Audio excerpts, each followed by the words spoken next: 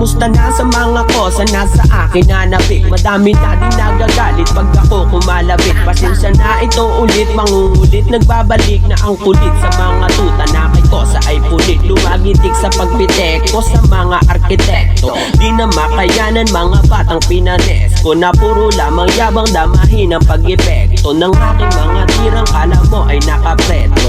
Tempo na naman sa mga tempo, bengo na naman sa mga namumuro. Thank you na lang kapag binigyan ko ng turo. Yung mga bata mong gitnang daliri ko dinuro. Sa puso yung luto nang ikay matuto. Hindi lang basta sound yung mga tirang pinuuko sa ulo at dulo. Kita na mas tuso, matamaan na dumaan, makamandag agresibo. Daming pila-pilang di mabilang, mga dilang nagpakitang kuhang-kuhan, di lang basta nakibilang. At mga nakigayang madadayang masasayang ang humarang sa pangalan ng halimo sa larangan. Maapakan ng pangalan, pasensya ka na lamang. Kung ikaw ay galit, sige gumuhit ng pangharang. Isulat yung pangalan ng akin na malaman kung sino tinamaan ng bigla ko na matapang. Pusong nakibagay na may tirang palihim, upang nagpatunay na ang kulay di itim.